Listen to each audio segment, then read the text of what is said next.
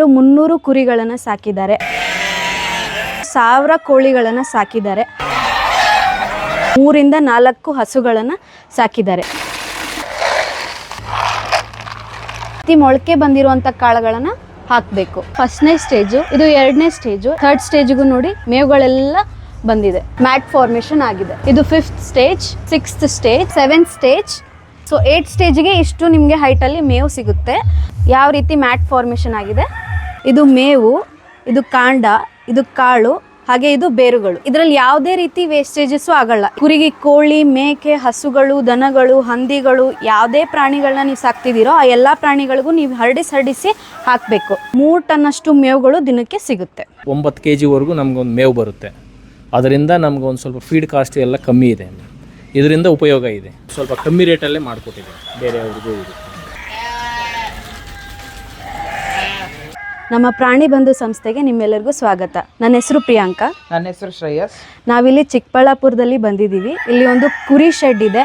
ಸುಮಾರು 300 ಕುರಿಗಳನ್ನು ಸಾಕಿದ್ದಾರೆ. ಹಾಗೆ ಕೋಳಿ ಫಾರಂ ಇದೆ. ಸುಮಾರು 1000 ಕೋಳಿಗಳನ್ನು ಸಾಕಿದ್ದಾರೆ. ಹಾಗೆ 3 ರಿಂದ 4 ಹಸುಗಳನ್ನು ಸಾಕಿದ್ದಾರೆ. ನಾವಿಲ್ಲಿ ಅವ್ರಿಗೆ ನಮ್ಮ ಹೈಡ್ರೋಪೋನಿಕ್ ಸೆಟಪ್ಪನ್ನು ಹಾಕಿ ಕೊಟ್ಟಿದ್ದೀವಿ. ಸೊ ಹೇಗಿದೆ, ಏನು, ಇದರಿಂದ ಲಾಭಗಳೇನು, ಇದನ್ನೆಲ್ಲ ತಿಳ್ಕೊಳ್ಳೋಣ ಬನ್ನಿ. ಸೊ ಇದು 12 ಯೂನಿಟ್ ಆಗಿರುವಂಥ ಒಂದು ಸೆಟಪ್ಪನ್ನು ಹಾಕಿ ಕೊಟ್ಟಿದ್ದೀವಿ. 1 ಯೂನಿಟಲ್ಲಿ ನಾವು 32 ಟ್ರೇ ಇರುತ್ತೆ. 32 ಟ್ರೇ ಇರೋದನ್ನು ನಾವು 1 ಯೂನಿಟ್ ಅಂತ ಕರಿತೀವಿ. ಹಾಗೆ ನೋಡಿದ್ರೆ ನಾವಿಲ್ಲಿ 12 ಯೂನಿಟನ್ನು ಹಾಕಿಕೊಟ್ಟಿದ್ದೀವಿ. 384 ಟ್ರೇ ಇರೋದಂತ ಒಂದು ಸೆಟಪ್ಪನ್ನು ಇವ್ರಿಗೆ ಹಾಕಿ ಕೊಟ್ಟಿದ್ದೀವಿ. ಸೊ ಇವ್ರಿಗೆ ದಿನಕ್ಕೆ 2.5 3 ಟನ್ನಷ್ಟು ಮೇವುಗಳು ದಿನಕ್ಕೆ ಸಿಗುತ್ತೆ. ಇನ್ನೂವರೆಗೂ ನಾವು ತುಂಬ ಸೆಟಪ್ಸನ್ನು ತುಂಬ ಕಡೆ ಹಾಕಿ ಕೊಟ್ಟಿದ್ದೀವಿ. ಕರ್ನಾಟಕದ ಪ್ರತಿ ಜಿಲ್ಲೆಯಲ್ಲಿಯೂ ನಾವೇ ಖುದ್ದಾಗಿ ಬಂದು ನಿಮಗೆ ಈ ಸೆಟಪ್ನ ಹಾಕಿ ಕೊಡ್ತೀವಿ. ನಾವು ಈ ಸೆಟಪ್ಪನ್ನು ಹೇಗೆ ಮಾಡ್ತೀವಿ ಅಂತ ಹೇಳ್ತೀನಿ. ನಾವು ಈ ಸೆಟಪ್ಪನ್ನು ಫಸ್ಟ್ ಸ್ಟ್ಯಾಂಡನ್ನು ನಾವು UPVC ಪೈಪ್ಗಳನ್ನು ಬಳಸಿ ಈ ಸ್ಟ್ಯಾಂಡನ್ನು ಮಾಡ್ತೀವಿ. ಹಾಗೆ ಫಾಗರ್ ಸಿಸ್ಟಮನ್ನು ಹಾಕಿದ್ದೀವಿ. ಫಾಗರ್ ಸಿಸ್ಟಮಲ್ಲಿ ನಮಗೆ 16 mm ಲ್ಯಾಟ್ರಲ್ ಪೈಪನ್ನು ಹಾಕಿರ್ತೀವಿ. ಹಾಗೆ ಮಿಸ್ಟನ್ನು ಕೊಡ್ತೀವಿ. ಈ ಮಿಸ್ಟಿಂದ ನೀರು ಎಲ್ಲ ಕಡೆನೂ ಸ್ಪ್ರೇ ಆಗುತ್ತೆ. ಹಾಗೆ ಈ ಟ್ರೇನ ಕೊಡ್ತೀವಿ. ತುಂಬ ಒಳ್ಳೆ ಕ್ವಾಲಿಟಿ ಆಗಿರುವಂಥ ಕಂಪನಿ ಉಳ್ಳುವಂಥದ್ದು ಟ್ರೇನ ಕೊಡ್ತೀವಿ. ಈ ಟ್ರೇ ಬಂದುಬಿಟ್ಟು ಉದ್ದ 2 ಅಡಿ, ಅಗಲ ಬಂದುಬಿಟ್ಟು 1.5 ಅಡಿ ಇರುತ್ತೆ. ತುಂಬ ಒಳ್ಳೆ ಕ್ವಾಲಿಟಿ ಆಗಿರುವಂಥ ಟ್ರೇನ ಕೊಡ್ತೀವಿ.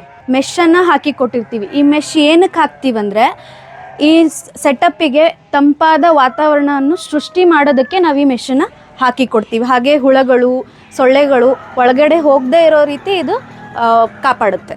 ಅದಕ್ಕೆ ಈ ಮೆಷನ್ನು ಸುತ್ತಲೂ ಹಾಗೆ ಟಾಪಿಗೆ ಹಾಕಿ ಕೊಡ್ತೀವಿ. ಮೇಯ್ನಾಗಿ ಇಷ್ಟು ಐಟಮ್ಸ್ನ ನಾವು ಯೂಸ್ ಮಾಡ್ತೀವಿ. ಹೇಳ್ತಾ ಹೋದರೆ ಚಿಕ್ಕದಾಗಿ ತುಂಬ ಐಟಮ್ಸ್ನ ಯೂಸ್ ಮಾಡಿರ್ತೀವಿ. ಬಟ್ ಮೇಯ್ನಾಗಿ ಇಷ್ಟು ಐಟಮ್ಸ್ನ ಯೂಸ್ ಮಾಡಿ ನಾವು ನಮ್ಮ ಸೆಟಪ್ಪನ್ನು ನಿಮಗೆ ಹಾಕಿ ಕೊಡ್ತೀವಿ. ನಮ್ಮ ಹೈಡ್ರೋಪೋನಿಕ್ದ ವಿಶೇಷತೆ ಏನಂದರೆ ಈ ಟೈಮರ್ ಏನಂದರೆ 2 ಗಂಟೆಗೆ ಪ್ರತಿ 1 ನಿಮಿಷ ಮೇವುಗಳಿಗೆ ಸ್ಪ್ರೇ ಆಗಬೇಕು. ಸೊ ಆ ಕೆಲಸನ ಈ ಟೈಮರ್ ನೋಡ್ಕೊಳ್ಳುತ್ತೆ. ನೀವು ನೀರು ಹಾಕಿಲ್ಲ ಹಾಗೆ ಹೀಗೆ ಅಂತ ಚಿಂತೆ ಮಾಡೋ ಅವಶ್ಯಕತೆ ಇರೋದಿಲ್ಲ. ಈ ಟೈಮರೇ ಆಟೋಮೆಟಿಕ್ಲಿ 2 ಗಂಟೆಗೆ ಒಂದು ಸತಿ 1 ನಿಮಿಷ ನೀರನ್ನು ಆನ್ ಮಾಡಿ ಸ್ಪ್ರೇ ಮಾಡಿ ಆಮೇಲೆ ಆಫ್ ಆಗುತ್ತೆ. ಇದು ಮೋಟ್ರ್ ಹಾಕ್ಕೊಟ್ಟಿದ್ದೀವಿ. ಹಾಗೆ ಇದು ಫಿಲ್ಟ್ರ್ ಹಾಕ್ಕೊಟ್ಟಿದ್ದೀವಿ. ಫಿಲ್ಟ್ರ್ ಏನಕ್ಕೆ ಕೊಡ್ತೀವಿ ಅಂದರೆ ನೀರಲ್ಲಿರುವಂಥ ಯಾವುದೇ ಕಸ, ಕಡ್ಡಿ, ಮಣ್ಣು ಅದೆಲ್ಲ ಫಿಲ್ಟ್ರ್ ಆಗಿ ಹೋಗಬೇಕು. ಯಾಕಂದರೆ ಇಲ್ಲಿ ನಾವು ಹಾಕಿರೋ lateral pipe 16 mm lateral pipe ತುಂಬ ಚಿಕ್ಕದಾಗಿದೆ. ಸೊ ಅಲ್ಲಿ ಬ್ಲಾಕೇಜಸ್ ಆಗಬಾರ್ದು, ಯಾವುದೇ ರೀತಿ ಫ್ಯೂಚರ್ ತೊಂದರೆಗಳು ಬರಬಾರ್ದು ಅಂತ ನಾವು ಫಿಲ್ಟ್ರನ್ನ ಹಾಕಿ ಕೊಟ್ಟಿರ್ತೀವಿ. ಈ ರೀತಿ ವಾಟರ್ ಸ್ಪ್ರೇ ಆಗುತ್ತೆ.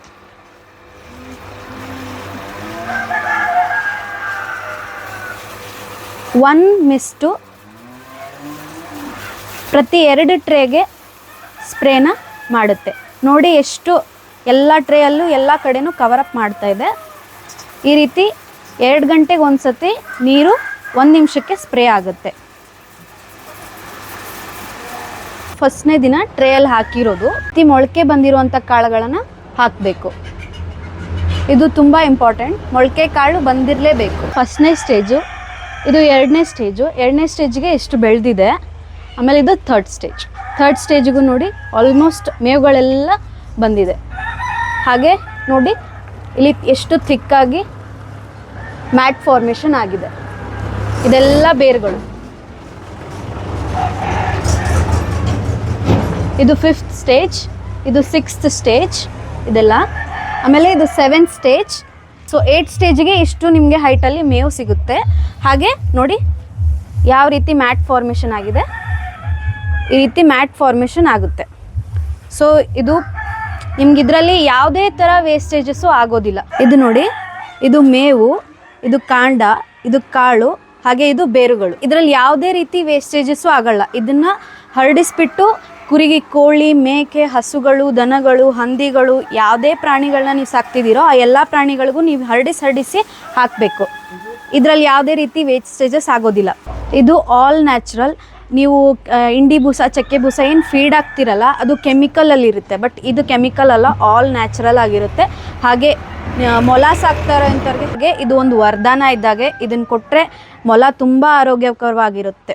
ನಮ್ಮ ಹೈಡ್ರೋಪೋನಿಕ್ ಸೆಟಪ್ ಹಾಕ್ಕೊಳ್ಳೋದ್ರಿಂದ ಏನೇನು ಲಾಭಗಳಂತ ನಿಮ್ಗೆ ಹೇಳ್ತೀನಿ. ಮೊದಲನೇದಾಗಿ ಹಣ ಉಳಿತಾಯ ಆಗುತ್ತೆ, ಹಾಗೆ ನೀರಿನ ಉಳಿತಾಯ ಆಗುತ್ತೆ, ಜಾಗ ಉಳಿತಾಯ ಆಗುತ್ತೆ. ಕಮ್ಮಿ ಜಾಗದಲ್ಲಿ ನೀವು ಎಕರೆಯಲ್ಲಿ ಹಾಕುವಂಥ ಮೇವುಗಳನ್ನು ಕಮ್ಮಿ ಜಾಗದಲ್ಲಿ ನೀವು ಯಾವಾಗ ಬೇಕು ಆವಾಗ ಬೆಳೆಸ್ಕೋಬಹುದು. ಪ್ರಾಣಿಗಳಲ್ಲಿ ನೀವು ಏನೇನು ಬದಲಾವಣೆಗಳನ್ನು ಕಾಣ್ತೀರಾ ಅಂತ ಹೇಳ್ತೀನಿ. ಮೊದಲನೇದಾಗಿ ಹಾಲಿಳುವರಿಕೆ ಹೆಚ್ಚಾಗುತ್ತೆ, ಹಾಗೆ ಪ್ರಾಣಿಗಳ ಆರೋಗ್ಯವನ್ನು ಕಾಪಾಡ್ಕೋಬಹುದು. ಅವರ ಕರುಳಿನ ಆರೋಗ್ಯ ಕೂಡ ಇದು ಬೆಂಬಲಿಸುತ್ತೆ. ನೋಡಿ, ಈ ರೀತಿ ಮ್ಯಾಟ್ ಫಾರ್ಮೇಷನ್ ಆಗಿದೆ. ಇದೇನಿದೆಯಲ್ಲ, ಇದು ರೂಟ್ಸ್.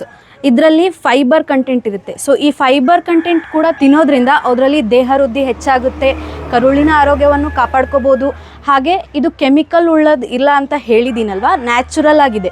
ಸೊ ಈ ನ್ಯಾಚುರಲ್ ಇರೋದಕ್ಕೆ ಜೀರ್ಣಶಕ್ತಿ ಕೂಡ ಹೆಚ್ಚಾಗುತ್ತೆ, ನರಬಲವನ್ನು ಬೆಂಬಲಿಸುತ್ತೆ, ಹಾಗೆ ಆರೋಗ್ಯ ಕೂಡ ಚೆನ್ನಾಗಿರುತ್ತೆ, ಜೀರ್ಣಶಕ್ತಿ ಹೆಚ್ಚಿಸುತ್ತದೆ. ಹಾಗೆ ಕೆಲವೊಂದು ಪ್ರಾಣಿಗಳಲ್ಲಿ ಕುಂಟುತನವನ್ನು ಕಾಣ್ತೀವಿ, ಗೊರಸಿನ ಆರೋಗ್ಯ ಅಂತ ಕರಿತೀವಿ. ಸೊ ಆ ಗೊರಸಿನ ಆರೋಗ್ಯವನ್ನು ಕೂಡ ಇದು ಬೆಂಬಲಿಸುತ್ತೆ. ಎಲ್ಲ ರೀತಿ ಇಂಡಿ ಬೂಸ, ಚಕ್ಕೆ ಬೂಸ ಏನು ನೀವು ಹಾಕ್ತಿರಲ್ಲ ಅದರಲ್ಲಿರುವಂಥ ಎಲ್ಲ ಪೌಷ್ಟಿಕಾಂಶಗಳು ನಮ್ಮ ಈ ಹೈಡ್ರೋಪೋನಿಕ್ಸ್ ಫಾಡರಲ್ಲಿ ಇರುತ್ತೆ. ಸೊ ನೀವು ಇಂಡಿ ಬೂಸೆ, ಚಕ್ಕೆ ಬೂಸೆ ಏನು ಹಾಕ್ತಿರಲ್ಲ ಅದನ್ನು ನಿಧಾನಕ್ಕೆ ಕಮ್ಮಿ ಮಾಡ್ತಾ ಬರಬೇಕು. ಇದನ್ನು ಕಂಟಿನ್ಯೂ ಮಾಡಬೇಕು. ಸೊ 2 ಹೊತ್ತು ಇದನ್ನು ಕೊಡೋದ್ರಿಂದ ನೀವು ತುಂಬ ಲಾಭಗಳನ್ನು ಕಾಣ್ತೀರಾ. ಹೈಡ್ರೋಪೋನಿಕ್ಸ್ ಎಂದರೇನು? ಹೈಡ್ರೋಪೋನಿಕ್ಸ್ ಅಂದರೆ ಮಣ್ಣಿಲ್ಲದೆ ಬರೀ ನೀರಿನ ಬಳಕೆಯಿಂದ ಸಸ್ಯಗಳನ್ನು, ಮೇವುಗಳನ್ನು ಬೆಳೆಸುವಂಥ ಒಂದು ವಿಧಾನ. ಇದು ನಮ್ಮ ಹೈಡ್ರೋಪೋನಿಕ್ ವ್ಯವಸ್ಥೆ. ಇದರಲ್ಲಿ ಯಾವುದೇ ರೀತಿ ವೇಸ್ಟೇಜಸ್ ಆಗೋದಿಲ್ಲ. ಇದಕ್ಕೆ ಯಾವುದೇ ರೀತಿ ನ್ಯೂಟ್ರಿಯೆಂಟ್ ಸೊಲ್ಯೂಷನ್ ಬೇಕಾಗಿಲ್ಲ, ಗೊಬ್ಬರ ಬೇಕಾಗಿಲ್ಲ, ನೆಲದಲ್ಲಿ ಹಾಕೋ ಅವಶ್ಯಕತೆ ಇರೋದಿಲ್ಲ. ನಿಮ್ಗೆ ಯಾವಾಗ ಬೇಕೋ ಆವಾಗ ನಮ್ಮ ಸೆಟಪ್ಪಲ್ಲಿ ಟ್ರೇಯಲ್ಲಿ ಹಾಕಿ ಬೆಳೆಸ್ಕೋಬಹುದು. ಆ ಹೈಡ್ರೋಪೋನಿಕ್ ಸೆಟಪ್ ಹಾಕ್ಕೊಂಡಿರುವಂಥ ಓನರ್ ಹತ್ರ ಹೋಗೋಣ ಬನ್ನಿ. ಮೇಡಮ್, ನಮ್ಮ ಹೆಸರು ಮಂಜುನಾಥ್ ರೆಡ್ಡಿ ಅಂತ, ರಾಯನಕಲ್ಲು ಗ್ರಾಮ, ಮಂಚೇನಹಳ್ಳಿ ತಾಲೂಕು, ಚಿಕ್ಕಬಳ್ಳಾಪುರ ಡಿಸ್ಟಿಕ್. ಮಂಜುನಾಥ ಕುರಿ ಫಾರಮ್ ಅಂತ ನಮ್ಮದು ಕೋಳಿ ಫಾರಮ್ ಇದೆ, ಹಸುಗಳಿದ್ದಾವೆ. ಅದಕ್ಕೋಸ್ಕರ ಇದು ಯೂಟ್ಯೂಬಲ್ಲಿ ನೋಡಿದ್ವಿ, ಇದು ಹೈಡ್ರೋಫೋನಿಕ್ ಅಂತ. ನಿಮ್ಮನ್ನು ಮೀಟ್ ಮಾಡಿ ಅದ್ರ ಬಗ್ಗೆ ಎಲ್ಲ ತಿಳ್ಕೊಂಡ ಮೇಲೆ ನೋಡೋಣ ಅಂತ ಮಾಡಿದ್ವಿ. ಇದರಿಂದ ನಮಗೊಂದು ಉಪಯೋಗ ಇದೆ. ಒಂದು ಸ್ವಲ್ಪ ಫೀಡ್ ಆಗಿರ್ಬೋದು, ಇವೆಲ್ಲ ಖರ್ಚು ಕಮ್ಮಿ ಇರುತ್ತೆ. ಒಂದು ಟ್ರೇಗೆ 1 kg ಇದಾಗ್ತೀವಿ ಜೋಳ. ಅದರಿಂದ ಒಂದು 8 ರಿಂದ 9 kgವರೆಗೂ ನಮಗೊಂದು ಮೇವು ಬರುತ್ತೆ. ಅದರಿಂದ ನಮಗೊಂದು ಸ್ವಲ್ಪ ಫೀಡ್ ಕಾಸ್ಟ್ ಎಲ್ಲ ಕಮ್ಮಿ ಇದೆ. ಇದರಿಂದ ಉಪಯೋಗ ಇದೆ. ಸ್ವಲ್ಪ ಕಮ್ಮಿ ರೇಟಲ್ಲೇ ಮಾಡಿಕೊಟ್ಟಿದೆ ಬೇರೆಯವ್ರಿಗೂ. ಇದು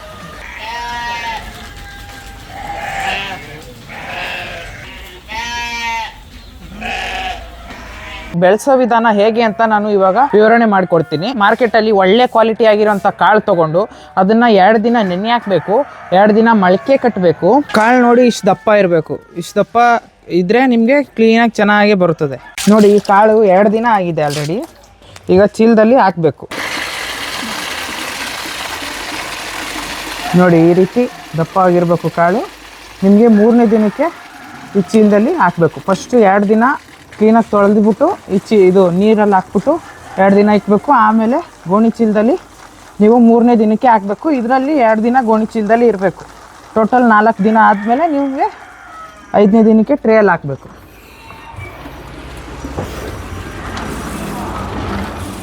ಈ ರೀತಿ ಕ್ಲೀನಾಗಿ ಬಿಗ್ಗೆಗೆ ಹಿಡ್ಕೊಂಡು ಹಿಂಗೆ ಕಟ್ಟಾಕಬೇಕು. ಗಂಟಾಕಿ ಯಾವುದಾನ ಒಂದು ಮೂಲೆಯಲ್ಲಿ ಇಕ್ಬೇಕು. ಕಲ್ಲಿಕ್ಬೇಕು. ಅದ್ರ ಮೇಲೆ ಕಲ್ಲಿಕ್ಬಿಟ್ಟು 2 ದಿನ ಬಿಟ್ಟರೆ ಮೊಳಕೆ ಬಂದಿರುತ್ತೆ. ಆ ಮೊಳಕೆ ಬಂದಿರೋ ಕಾಳನ್ನು ಟ್ರೇಗೆ ಹಾಕಬೇಕು. ನೋಡಿ, ಈ ರೀತಿ ಹಾಕ್ಕೊಂಡು ಕಾಳನ್ನ ಕ್ಲೀನಾಗಿ ಹಿಂಗೆ ಸಮವಾಗಿ ಆಡಬೇಕು. ಹಂಗಾದರೆ ಒತ್ತಿನೂ ಇರಬಾರ್ದು, ದಪ್ಪನೂ ಇರಬಾರ್ದು, ಮೀಡಿಯಮ್ ಆಗಿರಬೇಕು. ಒಂದು ಟ್ರೇಯಲ್ಲಿ 1 kg ಕಾಳು ಹಾಕಬೇಕು. ಬ್ಲ್ಯಾಕ್ ಈ ಥರ ಹಿಂಗಿದೆ ಅಲ್ಲ, ಹಿಂಗೆ ಕಾಣಬಾರ್ದು. ಇದು ಟ್ರೇಯಲ್ಲಿ ಕ್ಲೀನಾಗಿ ಪೂರ್ತಿ ಒತ್ತಿಯಾಗಿರಬೇಕು. 200 ಗ್ರಾಮ್ ಹೆಚ್ಚು ಕಮ್ಮಿ ಹಾಕ್ಬೋದು. ಒಂದು ಟ್ರೇಗೆ. ಮೊಳಕೆ ಬಂದಿದ್ದಾದಮೇಲೆ ಈ ಟ್ರೇ ಒಳಗಡೆ ಹಾಕಬೇಕು. ಮೊಳಕೆ ಬರಲಾರ್ದೆ ಈ ಥರ ಹಾಕ್ಬಾರ್ದು ಟ್ರೇ ಒಳಗಡೆ. ಏನಾಗುತ್ತೆ ಅಂದರೆ ಮೊಳಕೆ ಬಂದಿಲ್ಲ ಅಂತಂದರೆ ಅದು ನಿಮಗೆ ಕಾಳು ಕ್ಲೀನಾಗಿ ಬೆಳೆಯೋದಿಲ್ಲ. ಈ ಥರ ನೋಡಿ, ಇದು ಒಂದೊಂದು ಮೊಳಕೆ ಬಂದಿರೋದಿಲ್ಲ ಇದರಲ್ಲಿ. ನೋಡಿ ಇದು ಬಂದಿದೆ, ಕ್ಲೀನಾಗಿ ಬಂದಿದೆ. ಈ ಥರ ಮೊಳಕೆ ಬಂದಿರಬೇಕು ಕಾಳು ಎಲ್ಲದರಲ್ಲೂ. ಈ ಮೊಳಕೆ ಬಂದಿರೋ ಕಾಳು ಹಾಕಿದ್ರೆ ನಿಮಗೆ ಮೇವು ಕ್ಲೀನಾಗಿ ಒತ್ತಾಗಿ ಸಿಗುತ್ತೆ.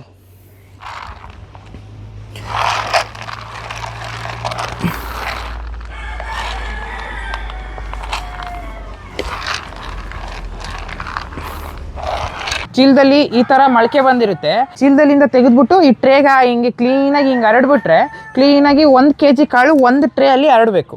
ನಿಮಗೆ 1 kg ಕಾಳು 1 ಟ್ರೇ ಅಲ್ಲಿ ಹರಡಿದ್ರೆ ನಿಮಗೆ 9 kg ಮೇವು 1 ಟ್ರೇಯಿಂದ ಸಿಗುತ್ತೆ. ಅದನ್ನು ನೀವು ಕುರಿಗೆ ಅಥವಾ ಹಸುಗೆ, ಕೋಳಿಗೆ, ದನಕ್ಕೆ, ಮೇಕೆಗೆ ಯಾವುದಕ್ಕಾದ್ರೂ ಬಳಸ್ಕೋಬೋದು. ಸರ್, ಇದು ಜೋಳ ಒಂದೇ ಬೆಳೆಯೋದಲ್ಲ. ನಿಮಗೆ ಹಲವಾರು ರೀತಿ, ನಿಮಗೆ ಇದು ಹುಳ್ಳಿಕಾಳಾಗಿರ್ಬೋದು, ಜೋಳ ಆಗಿರ್ಬೋದು, ರಾಗಿ ಆಗಿರ್ಬೋದು, ಗೋಧಿ ಆಗಿರ್ಬೋದು, ನಿಮಗೆ ಮೊಳಕೆ ಹುಳ್ಳಿಕಾಳು, ಕಡಲೆಕಾಳು, ಹೆಸರು ಕಾಳು ಎಲ್ಲ ಬೆಳಿಬೋದು ಸರ್. ಪ್ರತಿಯೊಂದು ಬೆಳಿಬೋದು. ಖಾಲಿ ನಿಮಗೆ ಜೋಳ ಒಂದೇ ಬೆಳಿಬೇಕು ಅನ್ನೋದಿಲ್ಲ, ಎಲ್ಲ ಕಾಳು ನಿಮಗೆ ನೀಟಾಗಿ ಬೆಳಿಬೋದು. ನೋಡಿ ಇದು ಮ್ಯಾಟ್ ಫಾರ್ಮೇಷನ್ ಹೆಂಗಾಗಿದೆ ನೋಡಿ, ಪೂರ್ತಿ ಕ್ಲೀನಾಗಿ ಆಗಿದೆ.